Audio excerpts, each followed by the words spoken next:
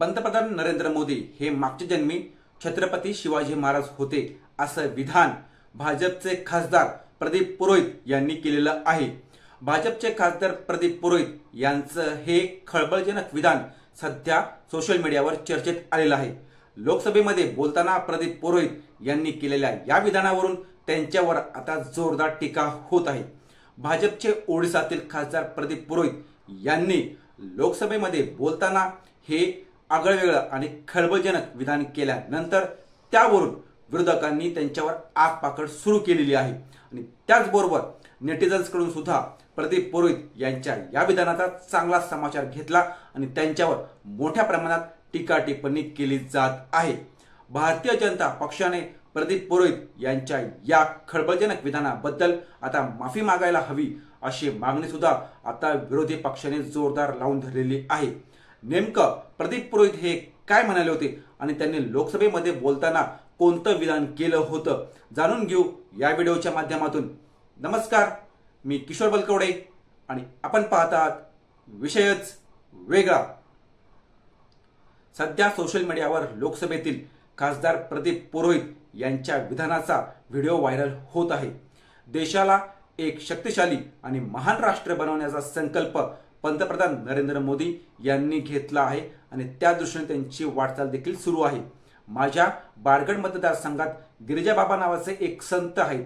त्यांनी मला एक दिवस बोलताना सांगितलं की देशाचे पंतप्रधान नरेंद्र मोदी यांचा मागचा जन्म म्हणजेच पूर्वजन्म हा छत्रपती शिवाजी महाराज यांचा होता आणि त्यांचा दुसरा जन्म हे आत्ताचे नरेंद्र मोदी आहेत। त्यामुळे या देशाला जगात सर्वात शक्तिशाली राष्ट्र करण्याच्या हेतूने नरेंद्र मोदी हे काम करत आहेत असं विधान प्रदीप पुरोहित यांनी लोकसभेमध्ये बोलताना केलं। पुरोहित यांच्या या विधानाचे तीव्र पडसाद विरोधकांप्रमाणेच इंटरनेटवर सुद्धा नेटिझन्समध्ये मोठ्या प्रमाणात उमटल्याचं आपल्याला पाहायला मिळत आहे।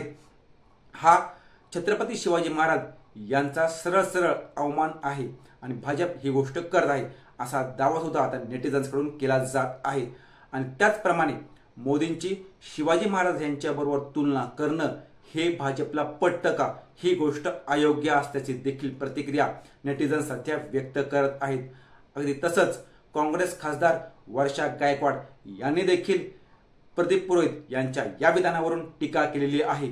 अखंड हिंदुस्थानचे आराध्य दैवत छत्र आणि रयतेचे राजे छत्रपती श्री शिवाजी महाराज यांचा वारंवार अपमान करण्याचं आणि महाराष्ट्रातील तसेच जगभरातील शिवप्रेमींची अस्मिता आणि भावना दुखवण्याचं का नियोजनबद्ध कारस्थान हे भाजपचे नेते करत आहेत किंवा भाजपच्या नेते मंडळांकडून ह्या गोष्टी वारंवार केल्या जात आहेत।